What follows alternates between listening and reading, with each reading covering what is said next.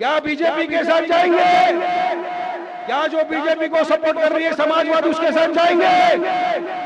नहीं जाएंगे, क्योंकि हर चीज बर्दाश्त की जाएगी, लेकिन ये धोखाबाजी कौम के साथ किसी कीमत पे बर्दाश्त। जब तक ये सरकार वक्फ के काले कानून को वापस नहीं लेती, तब तक मुस्लिम पर्सनल लॉ बोर्ड ने कहा है आगे भी आदेश जारी होगा कि हमको संवैधानिक तौर से अपना एहतजाज जारी रखना, संविधान के दायरे में रहकर अपना एहतजाज जो है जो मुस्लिम पर्सनल लॉ बोर्ड की हिदायत आती रहेगी उस पर हमको अमल करना। तो आप करेंगे ना? मैं कुछ शुरू करूं उसके पहले तो मैं तमाम गोवंडी की आवाम का तहे दिल से शुक्रिया अदा करता हूं कि जिन्होंने महज सिर्फ 16 दिनों के अंदर मजलिस इत्तेहादुल मुस्लिमीन के उम्मीदवार अतीक सर को 45,000 वोटों से नवाजा है। ये एक छोटी बात नहीं है। 15-15 साल आदमी को लग जाते हैं मेहनत करने में, लेकिन जब जनता इकट्ठा हो जाती है, एक साथ एक सुर में आवाज निकालती है, तो जनता दिखा देती है कि हम किस तरह से आपके साथ खड़े। बिना पैसे के 140 रुपया जेब में रखकर वो लड़का गया था फॉर्म भरने के लिए। अल्लाह ने जो इज्जत से नवाजा, आपने जो दुआ और प्यार से नवाजा, इसके लिए वारिस पठान मजलिस इत्तेहादुल मुस्लिमीन तमाम आपका शुक्रिया अदा करता। थोड़े से बच गया, वरना ये गया था। ब्लड प्रेशर, हाई प्रेशर सब तो हो ही गया था। अगर जरा सा आ जाता, झटका 100% था। तकलीफ है ना हमको, गोवंडी वालों को तकलीफ है। एक तकलीफ का पर्याय आ गया था, मिल गया था। लोगों ने बहुत मेहनत की, दुआओं से नवाजा, पार्टी को एमआईएम को पूरी तरह से मोहब्बत से नवाजा, वोट दिया आपने, कोई शिकायत। अल्लाह के हाथ में हार और जीत। आज हारे कल जीतेंगे, आज कुछ मार्जिन से हारे कल मार्जिन के साथ जीतेंगे। जिंदगी की यही रीत है भाई, हार के बाद ही जीते। और अब जीतेंगे तो इंशाअल्लाह ताला गोवंडी के अंदर ऐसा झंडा गाड़ेंगे कि आने वाले 50 साल तक को हटा नहीं सकेगा। आज आप तमाम को यहाँ पर देखकर गोवंडी में इस सरों के समंदर को देखकर एक चीज तो पक्का हो गया कि आपके दिल में मजलिस की जो मोहब्बत पहले थी उससे 10 गुना ज्यादा आज बढ़ चुकी। ये मोहब्बत है जो आज आप सब यहाँ पर आए। इतनी देर से कुछ लोग खड़े हैं, कुछ बैठे हैं, सुनना चाहते हैं क्या है, क्योंकि सुनना जरूरी भी है। क्योंकि बहुत सी अफवाहें, बहुत से अपने मुंबई की भाषा में बतौलेबाजी भी चल रही है ना सब तरफ। उसका पर्दा फाश करना। आज जो सरकार सत्ता में बैठी हुई है, वो सरकार का आप देखो क्या चल रहा है। आज पूरे देश भर के अंदर मुसलमान एक साथ इकट्ठा खड़े हुए, क्योंकि आज बात हमारी वक्फ की जमीन पर आई। वक्फ की जो जमीन है, ये अल्लाह की अमानत में खयानत एक मुसलमान किसी भी कीमत पर बर्दाश्त नहीं कर सकता। ये भाजपा की सरकार ने ऐसा एक कानून लाया जिसको काला कानून कह सकते हैं। हमारे पार्टी के सदर ने इस काले कानून को भरे पार्लियामेंट के अंदर फाड़ के क्योंकि ये मुसलमानों की जो हक की जमीन है, हक की जायदाद है, उसको हड़प करने के लिए बनाया गया। ये वक्फ को बचाने के लिए नहीं बनाया गया था। वक्फ की जमीन को हड़प करने के लिए कानून बनाया गया। इसके अंदर जो सारी चीजें हैं मैं बताना चाहूंगा, बहुत वक्त चला जाएगा, लेकिन कुछ चीजें आपको जानना बहुत जरूरी है। आज एक प्लेटफॉर्म मिला है, मजलिस का प्लेटफॉर्म है, तो यहाँ हक और इंसाफ की बात या मुसलमानों के संविधान के हक की बात होगी। डेमोक्रेसी है, डेमोक्रेसी संविधान ने जितना अधिकार इनको दिया उतना अधिकार वारिस पठान को भी दिया अपनी बात रखने। मैं बताना चाहता हूँ कि आज हमको एक प्लेटफॉर्म पे आना पड़ेगा। वक्फ की लड़ाई चल रही है पूरे देश भर के अंदर, तमाम मुख्तलिफ जगहों के ऊपर वक्फ की तरफ मुस्लिम पर्सनल लॉ बोर्ड की जानिब से जलसे रखे जा रहे हैं। वहां भी समझाया, मैं समझाऊंगा आपको। बाकी इसको जो घेरने का है तो भी पीछे बाकी बैठा है। मैं बोला जरा सा आराम कर ले, पानी वानी पी के, तबीयत से भी ठुकाई करना बाकी छोड़ेंगे। हमने पहले बोला था मजलिस का कौल याद रखना, पहले तो हमको छेड़ो मत, और छेड़ोगे तो छोड़ेंगे। मैं आपके सामने वक्त की बात कर रहा था। यहाँ पर काफी मेरे दोस्त आप जानते भी हैं क्या चल रहा है। ये वक्फ का जो काला कानून सरकार ने लाया है, ये पूरी तरह से संविधान का वायलेशन। लोग पूछेंगे क्या वायलेशन है वालिद भाई बताइए। मैं बताऊंगा ये आर्टिकल 14, 15, 16, 25, 29 जो संविधान ने इक्वालिटी की बात किया उसका पूरा वायलेशन। ये सरकार एंटी संविधान है, एंटी मुसलमान है। अब इनकी नजरों में हम तो खटकते थे, हमारी जमीन भी खटकती है। इसलिए जब अतीक साहब ने कहा कि मुझे यहाँ पर जलसा करना है, काफी लोगों ने अटकाने की कोशिश की। यहाँ के स्थानिक जो थे उन्होंने भी रोड़े डाले, मगर यकीन मानिए जिसकी नीयत साफ होती है ना, उसकी मंजिल आसान होती है। और जब आसान मंजिल होती है तो अल्लाह गैब से मदद फरमाता है और इस तरह से भीड़ इकट्ठा होकर सुनने आ जाते हैं। आज हम मुस्लिम पर्सनल लॉ बोर्ड के साथ हम खड़े थे, खड़े रहेंगे। जो मुस्लिम पर्सनल लॉ बोर्ड ने हिदायत दी कि अब हमको बत्ती गुल करना है, बत्ती गुल कर दी, मीटर चालू। मुस्लिम पर्सनल लॉ बोर्ड ने काला पट्टी हाथ में बांध के नमाज अदा करने की बात की, सबने प्रोटेस्ट किया। ये बात ये मैं आपको बताना जो चाह रहा हूँ कि आज पूरे देश का मुसलमान एक कॉल के ऊपर एक साथ इकट्ठा हो, एक कॉल पे एक साथ इकट्ठा होकर Muslim personal law board Asad Owaisi के साथ कांधे से कांधा मिलाकर, तो अब जब हम खड़े एक साथ एक प्लेटफॉर्म पर, तो क्या वजह है कि जो पार्टी हमारे हक के लिए, हमारे हकूक के लिए, हमारी डेमोक्रेटिक राइट के लिए, संवैधानिक अधिकार के लिए हर शोबे में हमारे लड़ती है, तो हम उस पार्टी का साथी। क्या जरूरत है फिर ऐसे लोगों की? चल कोई बोल रहा है तो लगा देता हूं, नारे तकबीर, मजलिस इत्तेहादुल मुस्लिमीन, बैरिस्टर असदुद्दीन ओवैसी। अरे जोर से बोलो, जज्बाती तकरीर करते हैं बोलो।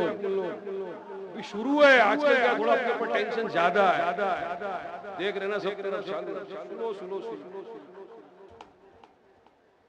हमको एक प्लेटफॉर्म आज से जब 4-5 महीने पहले भी ओवंडी वाले एक जगह पे आए तो हमने सबक सिखा दी, मगर क्या करें?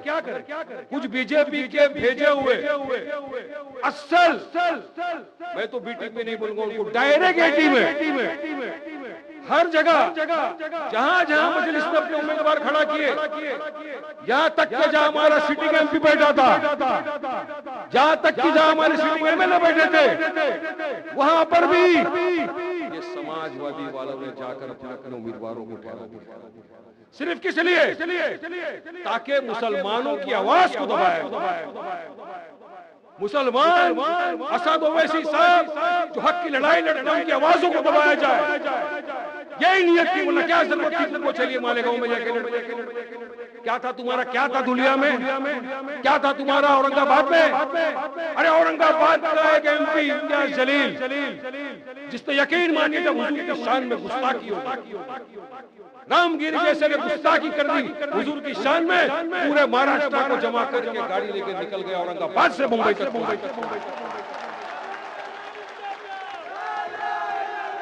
अब जो हक की लड़ाई लड़ाएगा, जो मुसलमान की तरफ से अपनी बात रखता है, उसको खत्म करने का काम कोई और नहीं कर रहा है। एक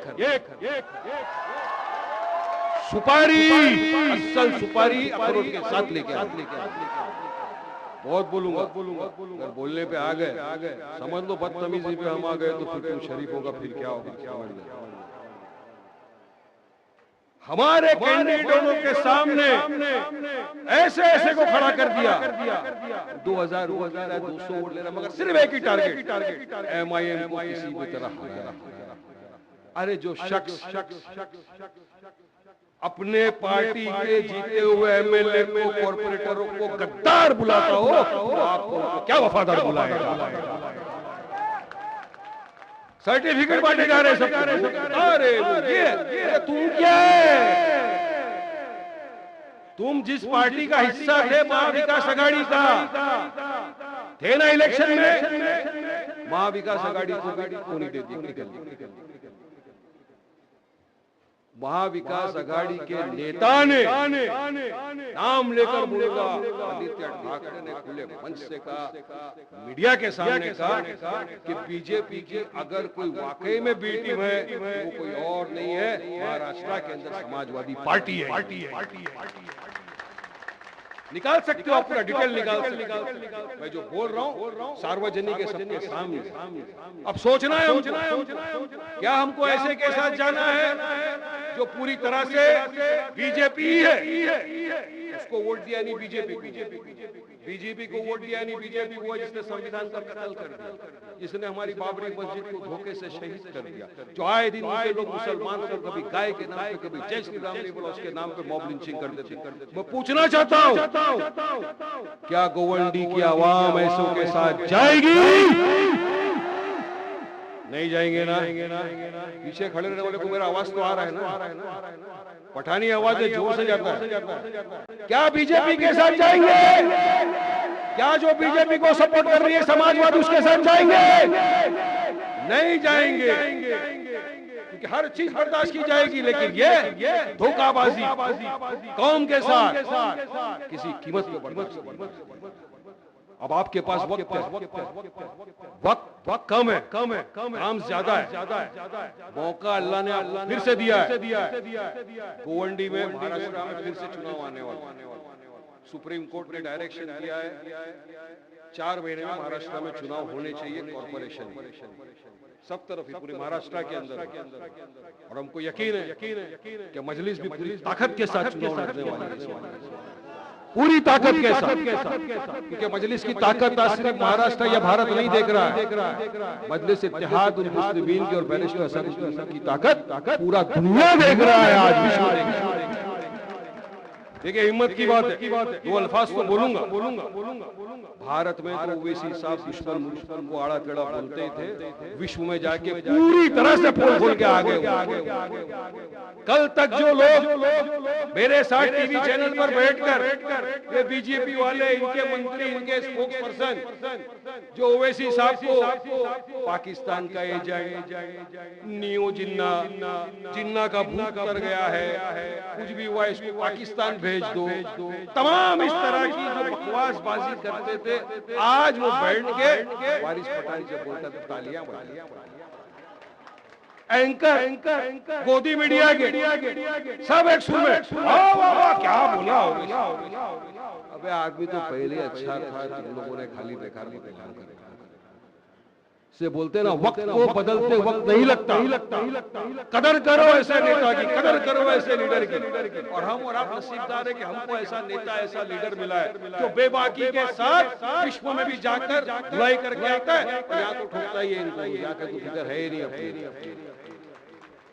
अभी आएंगे, वो भी आने वाले, सब आएंगे, ओवैसी साहब भी आएंगे, असद साहब भी आएंगे, सब आएंगे, मगर गोवंडी की आवाम मैं एक पैगाम देना कि मत भरोसा करो, ये किसी के नहीं हुआ। आज जब आप पेपर खोलो, अखबार खोलो, कुछ भी खोलो, क्या आता है? ड्रग एमडी कहाँ पकड़ा? गोवंडी। अरे गोवंडी को लोग ने ड्रग का पूरा एक अड्डा जैसा बनाया, फिर बाहर आके ड्रग के खिलाफ वो चलाते का ये क्या चला। चुनाव के पहले तुम आते हो, लोगों को बड़ी बड़ी बातें करते हो, सोचते हो कि मेरे पैसे के दम के ऊपर मैं खरीद लूंगा। नहीं बिकने वाला गोवंडी का आवाम, कोई नहीं बिकता। पैसा भी फेंक देगा, उठा के फेंकने का नहीं, ले लेने का अपना ही। ये क्या ईट गड़ा उठा के कमाया है क्या है? अपने खून पसीने से गोवंडी से बने, हाँ, लेने का हुआ मगर देने का से इत्तेहादुल। अब जो जैसा करेगा जवाब अब जवाब देने का आपको मैं समझाना चाहता कि आज हमको एक इत्तेहाद पैदा, अगर इसी तरह इत्तेहाद पूरा गोवंडी नहीं किया, पूरा मुंबई नहीं किया, हमने गोवंडी से हमारा जलसा स्टार्ट किया, ये समझ लो हमारा पहला जलसा है कॉर्पोरेशन चुनाव के पहले, क्योंकि हमको यकीन है इस आवाम ने अपनी मोहब्बत से नवाजा, कुछ वोटों के लिए हम चूक गए, तो हमसे ज्यादा तकलीफ गोवंडी वालों कि हमने तो मेहनत की थी, थोड़ा सा अगर साथ नहीं जाता तो हमको फिर से इसका मुंह नहीं देखना पड़ेगा। और वक्त बहुत फास्ट चल रहा है। 11 साल हो गए मुझे सियासत में, कभी सोचा नहीं था इतना फास्ट आ जाए। भगाने का कैसा भगाने की शुरुआत होगी? कॉर्पोरेशन चुनाव। कॉर्पोरेशन में अगर हमने इकट्ठा होकर मजलिस का साथ दिया, जैसा सर ने अभी बताया कि हम 8 जगह से लड़ेंगे या 6 जगह से लड़ेंगे, जितनी भी जगह से लड़ेंगे, ये पार्टी फैसला करती है, पार्टी उम्मीदवार डिसाइड करती है, हमको पार्टी के परचम तले आना एक जो पार्टी फैसला करे उसका लबैक। और हमने अगर ये साथ दे दिया, पैगाम पूरे हिंदुस्तान में जाएगा कि जब गोवंडी की आवाम, मुंबई की आवाम, महाराष्ट्र की आवाम एक होती है तो मजलिस इत्तेहादुल मुस्लिमीन को जीतने से कोई नहीं रोक सकता है। आज भी पैगाम है सब तरफ, जहाँ जाता हूँ वारिस भाई आपके आदमी ने कमाल कर दिया, 42,000 वोट ले लिया, 42,000 वोट 16 दिन के अंदर ले लिया। ये मोहब्बत आपकी दुआएं, आपकी दुआओं का नतीजा जो हम यहाँ तक आगे भी मुझे यकीन है कि आप हमारा साथ देंगे इसी तरह, क्योंकि यकीन मानिए आप जिनको अब तक देते आ रहे थे उनके आपके पास कोई विकल्प नहीं था, ऑप्शन नहीं था। आपने सोचा नहीं बीजेपी वोट देगी, तो आपने ऐसे को वोट दिया जिन्होंने ये सोच लिया कि इनका वोट हमारे बाप की जागीर है। एक विकल्प के तौर पर मजलिस आपके सामने आ गई, मगर वक्त कम था, 16 दिन का वक्त था, ज्यादा नहीं कर सके, लेकिन आज हमारे पास वक्त है, आज हमारे पास टाइम है, आज हम कुछ भी कर सकते।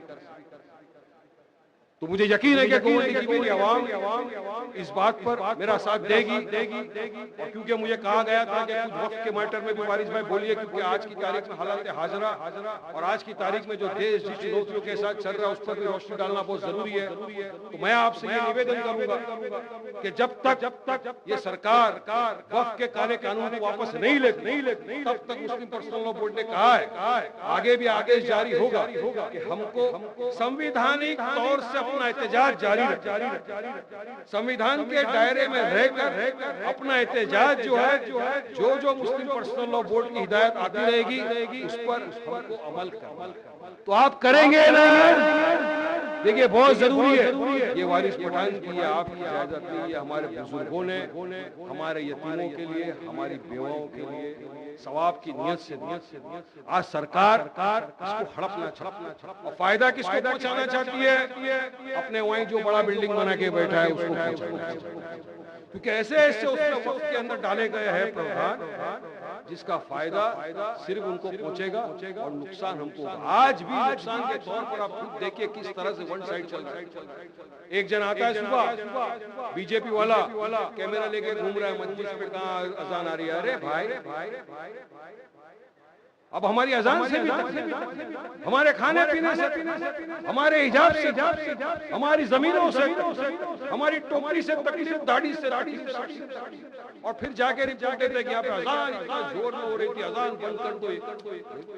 सुप्रीम कोर्ट का गाइडलाइंस है, जो गाइडलाइन सुप्रीम कोर्ट का सबको मानना पड़ना, चाहे हिंदू मुसलमान सिख को कोई बोलेगा, सिर्फ टारगेट पे कौन?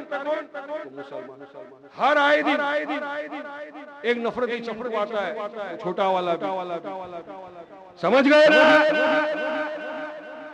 कभी आके मस्जिद में घुस के मारो, अरे झटका अपने को, अरे मस्जिद में आजा, मैं तो चैलेंज दिया, आजा भाई मस्जिद में बैठे, लेकिन यकीन है गारंटी कोई भी मस्जिद में आएगा तो टांग पे मर जाएगा, तो स्ट्रेचर वहाँ एम्बुलेंस में भेजेंगे। ऐसे ऐसे लोग के आ गए बकरीद में ये नहीं करना वो नहीं करना, हर साल कुर्बानी करते हैं ना। इस्लाम के अंदर जो साहिब माल है फराइज है कुर्बानी कर। हम अपने संवैधानिक तरीके से दायरे में रहकर किसी को तकलीफ नहीं पहुंचे इस तरह से कुर्बानी करते आ रहे हर साल कर। कल ही देवनार वाले से मैंने बात किया, भाई वो ट्रक में रुके हुए थे, काफी लोगों के मेरे को फोन है, वारिस भाई ट्रक जाने नहीं दे रहा। मैंने उसको बोला अगर आधे घंटे में अपने जाने नहीं दो फिर हम लोग आएंगे। और मजलिस आती है तो फिर कैसे आती है, ऑटो में नहीं, पूरी अम्पाला गाड़ी लेगा। यकीन मानो आदमी अच्छा है। मेरे को फोन किया आधे घंटे आवाज में सबको पर्ची फाड़ के अंदर जाने दे। तो अल्हम्दुलिल्लाह मजलिस का एक फोन पे ताकत चलता है। पुलिस है माशाल्लाह अपने को बहुत समर्थन किया जलसा अरेंज करने में, इसलिए पुलिस को नहीं बोल। बीएमसी का भी हम शुक्रिया अदा करते हैं जिन्होंने बहुत अच्छी रीति से प्रबंध किया जलसा करने की, इजाजत दिया। लेकिन जब आज यहाँ पर जलसा है तो हमको ये ठानना ये मानना है कि हमको किस पार्टी के साथ। आज सब सुन के चले जाएंगे 9 से 12 का पिक्चर खत्म हो गया, घर जाके अरे चलो बोला नहीं। यही अपन करते आए गलती के सालों से। इस मर्तबा अगर हर शख्स ने ये सोच लिया कि नहीं वाकई में वारिस पठान ने 10 बकवास किया लेकिन एक कुछ काम की बात की, अगर उसको भी आप पकड़ लिए ना, यकीन मानो मजलिस का आपने साथ दिया तो गोवंडी का जरूर में आज जो रस्ते वस्ते सब ये जो ड्रग्स का मिनेस ये खत्म हो, ये जो पानी का है ये खत्म हो, और यहाँ पे कुछ भाईगिरी भी चल रही। भाईगिरी हमको तो सीखना नहीं है ना, सीखने का है क्या? अपन तो सभी भंटा ही।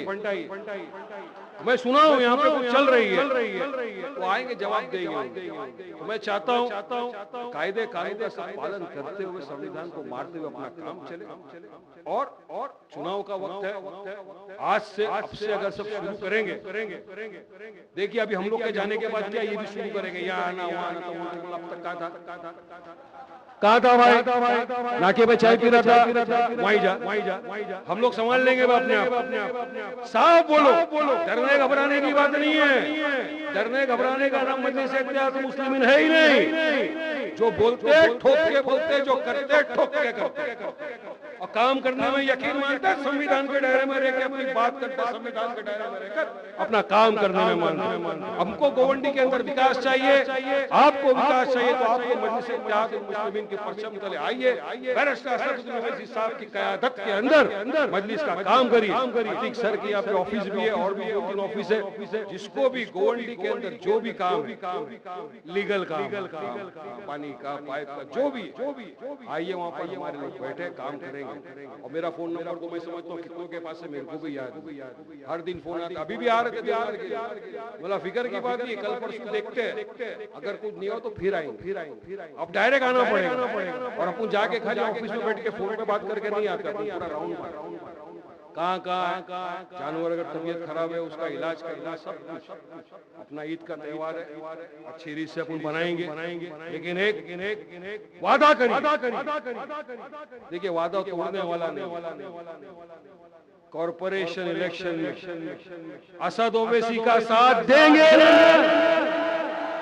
मजलिस इत्तेहादुल मुस्लिमीन को कामयाब करेंगे ना, अतीक सर के साथ कंधे से कंधा मिलाकर काम करेंगे ना, मजलिस को जिताएंगे ना, और ये गद्दारों को हराएंगे ना, ये टीम को बांध के घर भेजेंगे ना।